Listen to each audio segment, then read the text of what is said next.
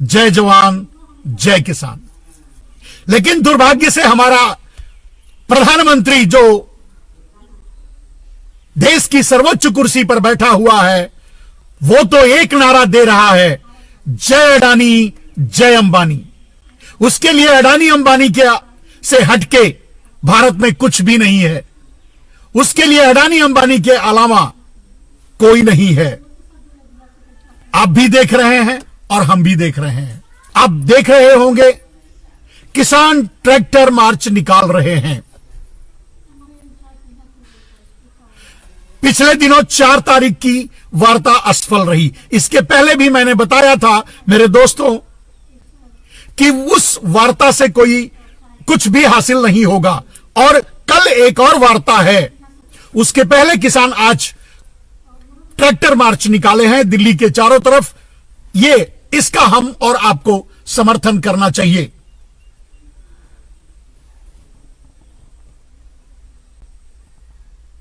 कल आधी रात को अमेरिकी कांग्रेस के भवन पर ट्रंप समर्थकों का हमला।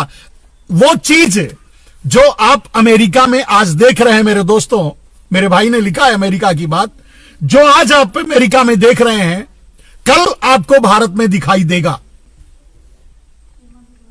जैसे ही नरेंद्र मोदी को कुर्सी से, चाहे सुप्रीम कोर्ट, चाहे हमारे किसान, चाहे ये देश के नौजवान और चाहे आप, जैसे ही इसका गला पकड़कर नीचे घसीटेंगे, अमेरिका से भी ज्यादा बड़ा ड्रामा यहां आप लोगों को देखने के लिए मिलेगा। क्योंकि मेरे दोस्तों, मैं पहले भी कह चुका हूं, ये आदमी नरेंद्र दामोदर दास मोदी शिवलिंग पर चढ़ा हुआ एक बिच्छू है। अब गड़बड़ क्या है? जैसे शिवलिंग पर अगर कोई एक बिच्छू आपको दिखाई देता है तो कैसे उसको मारेंगे, कैसे उसको हटाएंगे?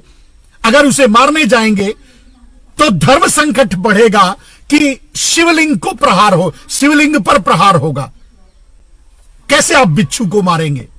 कहने का मतलब यह है मेरे दोस्तों कि नरेंद्र दामोदर दास मोदी एक शातिर भस्मासुर जो शिवलिंग पर जाकर बैठा है, जैसे ही उसे मारने, उसे हटाने और उसे धक्का देने, उसका हाथ पकड़कर खींचने की कोशिश करते हैं, वो हिंदू मुसलमान धर्म की आड़ लेता है, दुनिया भर की नौटंकी करता है, हिंदुत्व की बात करता है, हिंदू की बात करता है, लेकिन सब छल होता है, सब नौटंकी होता है और वो अपने आप को बचा लेता है।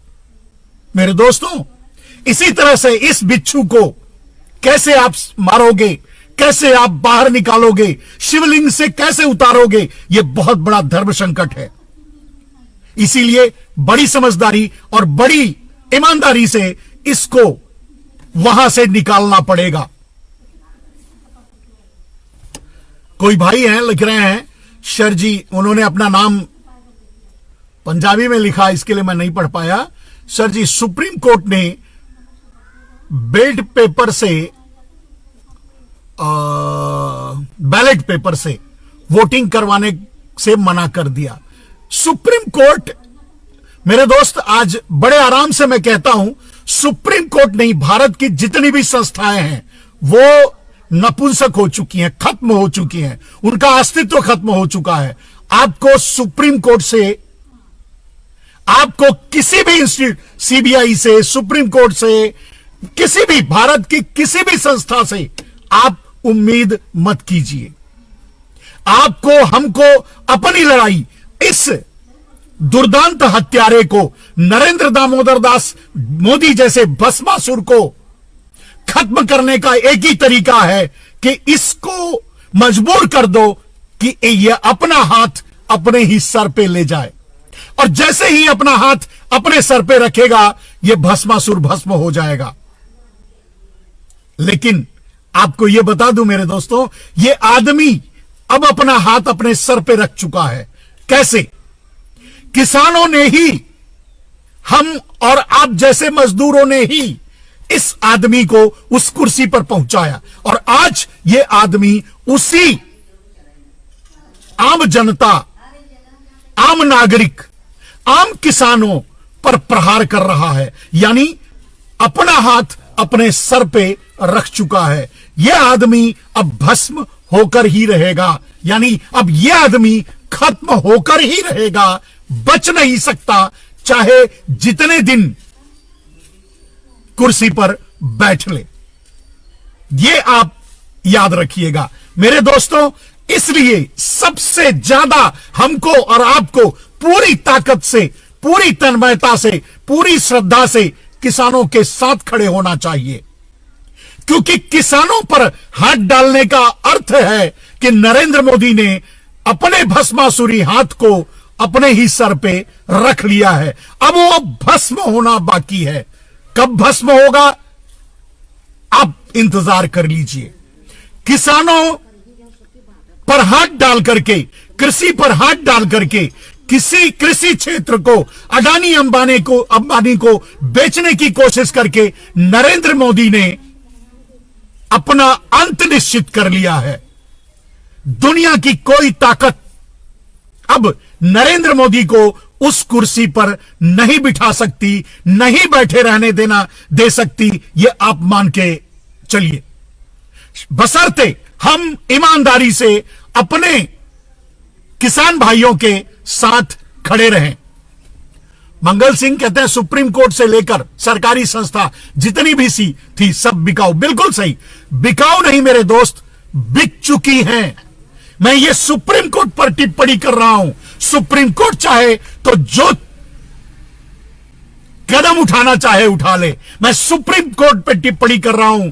सुप्रीम कोर्ट का अस्तित्व भी खत्म हो चुका है। सुप्रीम कोर्ट में ही भारतीय जनता पार्टी यानी नरेंद्र मोदी ने झूठ बोला, झूठ बयान दिया, झूठ पेश किया और उस झूठ को सुप्रीम कोर्ट ने मान लिया। मेरे दोस्त, आज अगर सुप्रीम कोर्ट का अस्तित्व होता, मैंने कुछ दिन पहले यह बात उठाई थी कि अगर सुप्रीम कोर्ट का अस्तित्व होता, अगर भारत में संविधान होता, अगर भारत में लोकतंत्र होता और जैसा कि भारत में लिखा है कि संविधान और कानून हर आदमी के लिए बराबर है, तो नरेंद्र मोदी ने 4 किसानों को आत्महत्या करने के लिए मजबूर किया है, सीधे डायरेक्ट अपने इस एक्शन से। और कम से कम आंदोलन में शामिल 50 हमारे किसान भाई शहीद हो चुके हैं। इसके बाद भी ये आदमी प्रधानमंत्री बना हुआ है, इसके बाद भी इस आदमी पर सुप्रीम कोर्ट ने कोई कार्रवाई नहीं की। इसके बाद भी सुप्रीम कोर्ट ने इस आदमी को जेल नहीं भेजा, तो सुप्रीम कोर्ट का अस्तित्व बचा है ऐसा आप मान सकते हैं, मैं नहीं मान सकता। अगर संविधान होता, अगर लोकतंत्र होता, अगर कानून सबके लिए बराबर होता, तो आपराधिक सीपीसी धारा के तहत नरेंद्र मोदी 104, 108 के 304, 308 के मुजरिम हैं। इनको सुप्रीम कोर्ट को सुओ मोटो से खुद संज्ञान लेते हुए अरेस्ट, गिरफ्तार करने का आदेश देना चाहिए। इन पर मुकदमा चलना चाहिए, इनको तुरंत कुर्सी से हटाना चाहिए और जेल में डालना चाहिए, और बाकी की इंक्वायरी बाद में होगी। किसानों का बिल दूसरा जो कोई उस कुर्सी पे आएगा वो उठा लेगा। हमें नरेंद्र मोदी से उम्मीद नहीं करनी चाहिए। लेकिन अगर अस्तित्व होता सुप्रीम कोर्ट का तो यह हुआ होता। लेकिन मैंने कहा कि सुप्रीम कोर्ट का भी कोई अस्तित्व नहीं है। और भाई कुछ लोग बोल रहे हैं, अनिल सिंह राठौर जी बोलते हैं, अनिल सिंह राठौर कहते हैं अब इस देश की सारी संस्थान को क्रांति ही बचा सकती है। सभी इस क्रांति में भाग लें और मुझे विश्वास है कि भस्मासुर भी खत्म होगा। जय किसान, जय जवान। बिल्कुल सही कहा अनिल सिंह राठौर जी, आपने बिल्कुल सही कहा। अब एक ही रास्ता है और वो रास्ता ये है मेरे मित्र, हम सबको किसानों के साथ खड़े होना चाहिए। हम सबको किसानों के साथ खड़े होकर जय जवान और जय किसान का नारा लगाना चाहिए। हम सबको किसानों के साथ खड़े होकर अपने प्राणों की आहुति देनी पड़े तो भी देना चाहिए, क्योंकि ये अंतिम लड़ाई है, इसके बाद कोई लड़ेगा नहीं। मोहम्मद असलम भाई कहते हैं, पंडित जी आप जो शुरू से कहते आए हो, आपकी एक एक बात सही थी। इस सरकार ने सबको खरीद रखा है। बिल्कुल सही मेरे मित्र।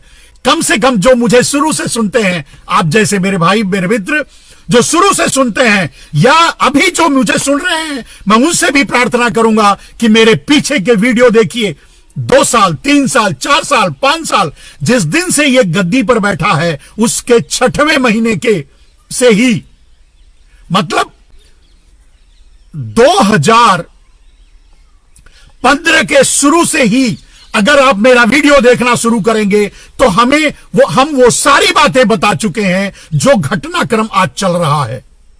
मेरे दोस्त, हम इस आदमी का विरोध तब से कर रहे हैं जब से ये कुर्सी पर बैठने के तुरंत बाद भूमि अधिग्रहण बिल, एक ड्रैकोनियन कानून लाने की कोशिश की थी, डलहौजी से भी ज्यादा खतरनाक, तभी से इसका विरोध कर रहे हैं। और उसके बाद से अगर आप मेरा सारा वीडियो देखेंगे तो आपको आज जो भी घटना हो रही है हमारे लिए कोई नई नहीं है। हम पहले से जानते हैं मेरे दोस्तों, और हम पहले कहते रहे हैं। हमने 6 साल लोगों को जगाने की कोशिश की कि यह आदमी चुनाव जीतने के लिए कोई ना कोई बड़ा कांड कर देगा, क्योंकि यह आदमी जितने भी वादा किया है वो एक भी पूरा नहीं किया है। इसलिए चुनाव जीतने के लिए कोई ना कोई खतरनाक कदम उठाएगा, और ये उठाया। इसने 44 सैनिकों को आरडीएक्स लगा करके आतंकवादियों के साथ मिलकर के इस आदमी ने उड़वा दिया, और उन्हीं 44 सैनिकों की लाशों पर खड़ा होकर के इसने वोट मांगा और फिर से प्रधानमंत्री बन गया। दोस्त, ये कितना नृशंस और कितना खतरनाक आदमी है, कितना बड़ा घातक है ये आदमी इस देश के लिए। इसको आपको समझना होगा, आपको यह भी समझना चाहिए, क्योंकि आप मेरे सारे वीडियो में देखेंगे, यह भी आपको समझना चाहिए कि यह आदमी खूनी खेल से ही अपनी राजनीति शुरू की थी। यह आदमी एक्सीडेंटली गुजरात का 2001 में मुख्यमंत्री बनाया गया था। एक्सीडेंटली वहां भूकंप आया था, वहां इसे भेजा गया। कार्यकाल लगभग 1 साल का रह गया था। 6 महीने में यह कुछ नहीं कर पाया, तो लेकिन फिर भी इसको मुख्यमंत्री फिर से बने रहना था। इसने अपने ही कार सेवकों को, 59 कार सेवकों को जिंदा ट्रेन में बंद करके जलवा डाला, और उन्हीं कार सेवकों की लाशों पर खड़ा होकर के इसने गोधरा में दंगे करवाए, लाशों की ढेर लगा दिया। हजारों हिंदू और मुसलमान मारे गए, और उनकी लाशों पर खड़ा होकर के इसने चुनाव लड़ा 6 महीने के बाद, और चुनाव जीत करके फिर से मुख्यमंत्री बन गया। यह आदमी लाशों का व्यापारी है। He is a trader of, आप खुद समझिए मेरे दोस्त। ऐसे आदमी को, ऐसे भस्मासुर को सत्ता में बने रहने देना पूरे देश को खत्म करने जैसा है, पूरे देश को बर्बाद करने जैसा है।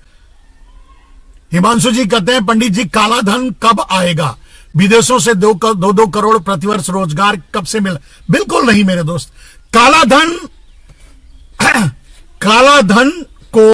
धन को नरेंद्र, पहले भी मैं बता चुका हूं मेरे दोस्तों, काले धन को इन्होंने 50-50 करके विदेश में ही बांट लिया, और जो नरेंद्र मोदी को मिला वो नरेंद्र मोदी अपने करीबी जैसे अडानी अंबानी जैसे चोरों के नाम से वहां ट्रांसफर करवा लिया। अब वही पैसा भारत में इनडायरेक्टली अंडरग्राउंड तरीके से लाया जा रहा है, जिसका नाम है एफडीआई। आप जानते हैं भारत में नरेंद्र मोदी एफडीआई का विरोध करके सत्ता में आए थे, लेकिन आते ही 100% एफडीआई ने 100 सेक्टर किया, सिर्फ इसलिए कि वही काला धन अंडरग्राउंड तरीके से एफडीआई के जरिए भारत में लाया जा सके, और वही नरेंद्र मोदी कर रहे हैं। जो भी काला धन है वो अंडरग्राउंड तरीके से भारत में लाया जा रहा है अडानी अंबानी के जरिए। अडानी अंबानी, मेहुल चौकसी, नीरव मोदी, ललित मोदी, मोदी एंड कंपनी, या फिर यूं कहें कि सारे गुजराती चोरों के जरिए देश में लाया जा रहा है। और इसीलिए यह कृषि कानून भी उसी ब्लैक मनी को एडजस्ट करने के लिए, पंप करने के लिए, उसी ब्लैक मनी को कृषि क्षेत्र में लगाने के लिए यह कानून, तीनों कानून लाया गया है। आप समझ गए होंगे काला धन कहां है। काला धन मोदी के पास है, मोदी के भाई के पास है, मोदी के अपने चहेतों के पास है, अडानी अंबानी जैसे दलों के पास है, रामदेव और बहुत से भगवा आरएसएस, रामदेव, रविशंकर जैसे दलालों के पास है।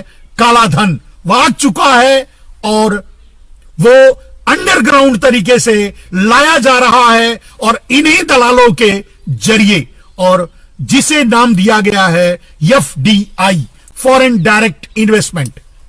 आप भी जानते हैं, हम भी जानते हैं, इसी दोगले इंसान ने एफडीआई का विरोध किया था और इसी दोगले इंसान ने एफडीआई 100% इन 100 सेक्टर लागू किया। खैर, यह आदमी झूठ के सिवा कुछ बोलता नहीं और झूठ दबा के बोलता है, आप समझ सकते हैं। तो दोस्तों, जोगिंदर जी कहते हैं you are right.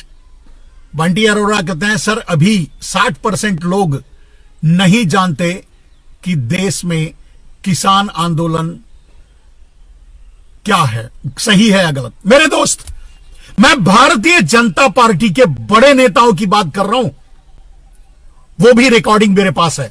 Bharatiya Janata party के बड़े नेता, आरएसएस के बड़े नेता, अपने आप को क्षेत्रीय रूप से प्रतिष्ठित नेता, उनसे अगर मैंने सवाल किया कि किसान बिल क्या है, तो उनको भी उत्तर नहीं मिला। वो भी उत्तर नहीं दे सके किसान बिल वास्तव में है क्या। मेरे दोस्त, लोग, नरेंद्र मोदी के साथ खड़े लोग ज्यादातर डाबर हैं। डाबर का मतलब आप समझते होंगे, उसे डाबर कह लीजिए, उसे एलसीसीएन कह लीजिए, उसे जर्मन शेफर्ड कह लीजिए, जो भी कह लीजिए, नरेंद्र मोदी के साथ खड़े लोग ज्यादातर वही हैं। उनके पास अपना कुछ नहीं है, मोदी है तो सब ठीक है। मैंने सवाल पूछा एक बड़े नेता से, भारतीय जनता पार्टी, आरएसएस बड़े नेताओं से सवाल पूछा कि किसान बिल देश हित में है या देश के विरुद्ध है। उनका कहना था नरेंद्र मोदी ने अच्छा किया है, यह देश हित में है। मैंने पलट के सवाल किया, भाई किसान बिल के कितने पार्ट हैं जो नरेंद्र मोदी अभी लाए हैं, और उसमें क्या है तीनों किसान बिलों में, आप बताएंगे। उनका कहना था नहीं, मुझे तो नहीं मालूम है, पूरी तरह से तो नहीं जानता, लेकिन उनका कहना है कि सबको वाजिब दाम मिलेगा, सबकी कमाई बढ़ जाएगी, किसान अमीर हो जाएंगे। मैंने बोला यह तो उत्तर नहीं हुआ।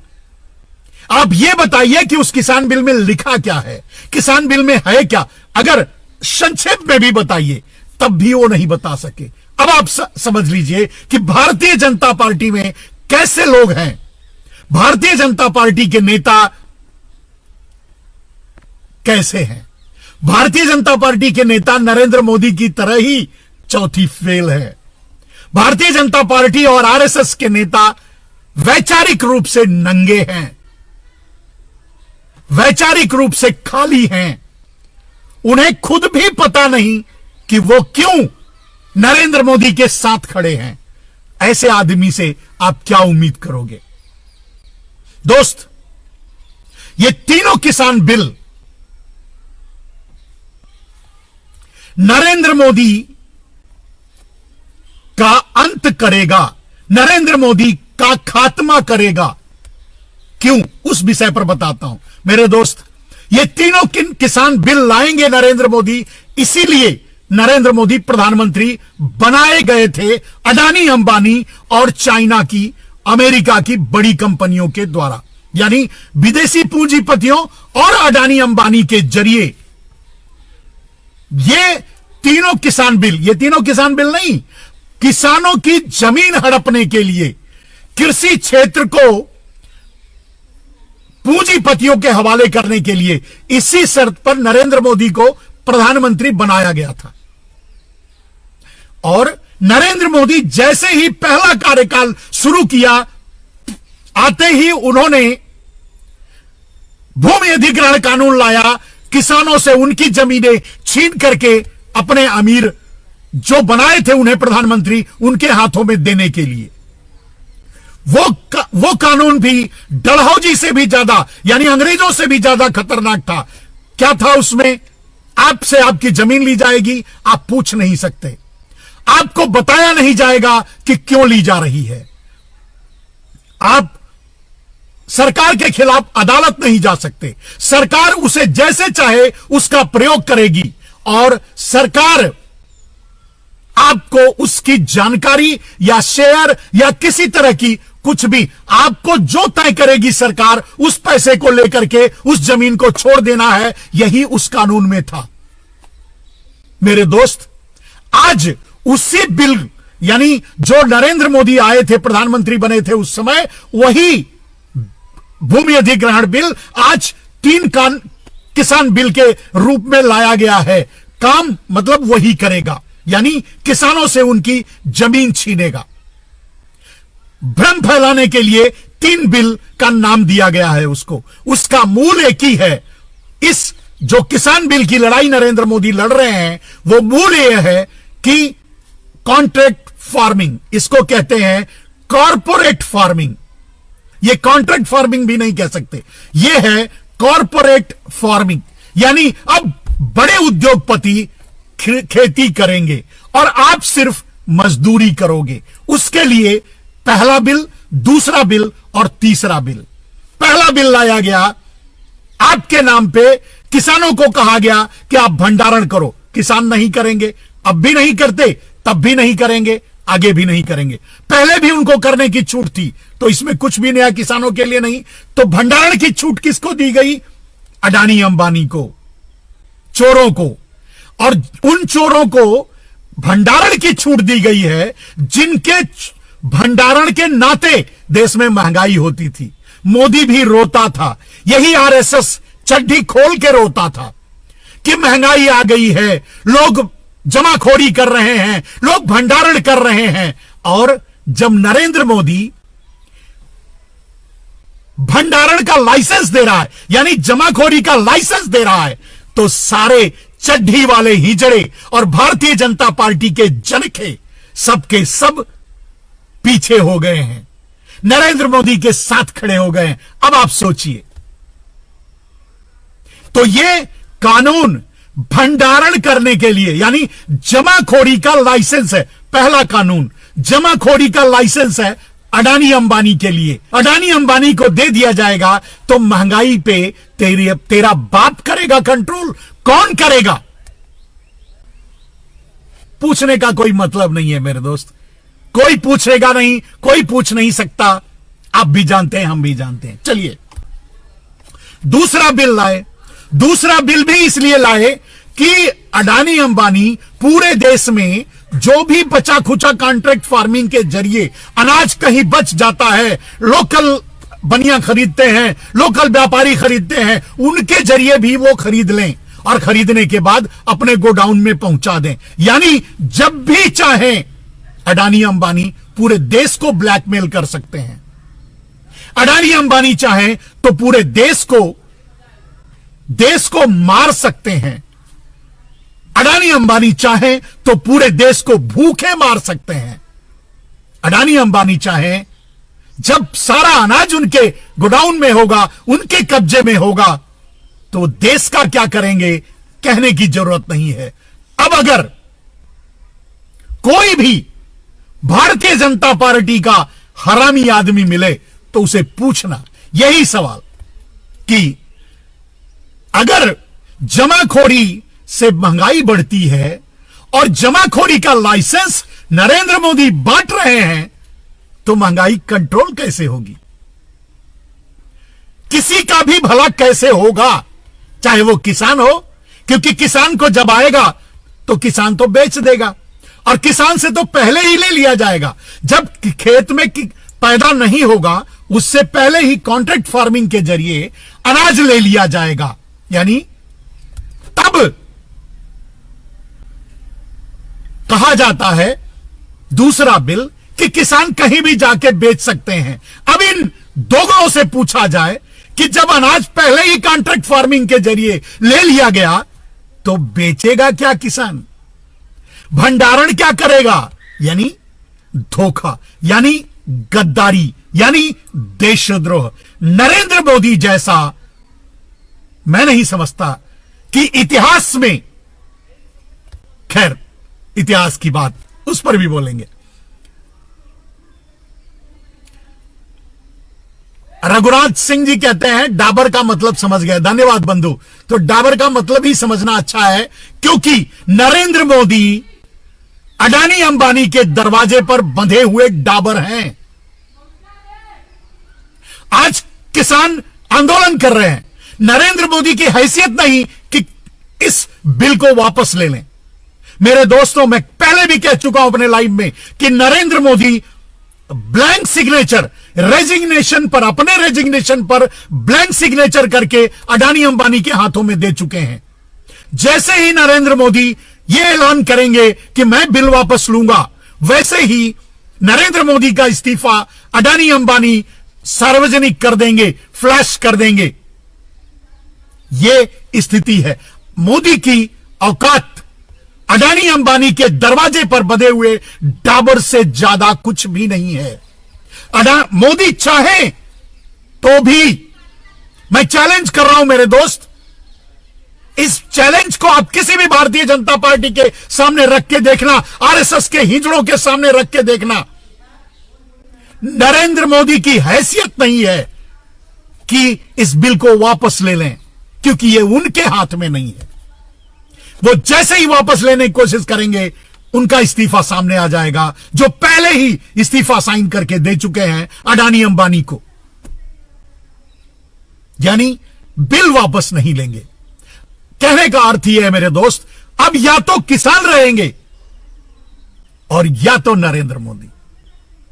अगर नरेंद्र मोदी उस कुर्सी पर बैठे रहना चाहते हैं तो इन्हें किसानों पर गोली चलवानी पड़ेगी। और आप ये मान के चलिए, ये गोली भी चलाएगा। ये जनरल डायर से भी ज्यादा खतरनाक है। जो आदमी भस्मासुर है उसके लिए कोई लिमिट नहीं है। यह आदमी जनरल डायर की तरह किसानों पर गोली चलवाएगा। अगर अपने आप को प्रधानमंत्री बनाए रखना है तो इसके पास एक ही रास्ता है, किसानों को गोली से उड़ा दो। दूसरा कोई रास्ता नहीं मेरे दोस्त, और यह उड़ाएगा। आप देखना कितने किसान शहीद होते हैं, और यह शहादत हमको आपको देनी पड़ेगी। यह शहादत किसानों को देनी पड़ेगी। जब यह किसानों पर गोली चलाएगा, पूरे देश में पूरे देश के किसान सामने आ जाएंगे, पूरे देश के किसान मैदान में आ जाएंगे, और तब यह आदमी कुर्सी छोड़ेगा। और यह छोड़ेगा नहीं, जबरदस्ती गला पकड़कर घसीट कर इसे हटाना पड़ेगा, और तभी यह हटेगा। यही एक रास्ता है और यही होगा। फिर एक बार कह रहा हूं मेरे दोस्तों, यह नहीं मानेगा, क्योंकि अडानी अंबानी नहीं मानेंगे। आप सोच लो, यह आदमी क्या है, यह आदमी कैसा है। इससे कोई मतलब नहीं, राष्ट्रवाद इसके लिए कोई मायने नहीं रखता। इसका मतलब है देश बेचो, राज करो।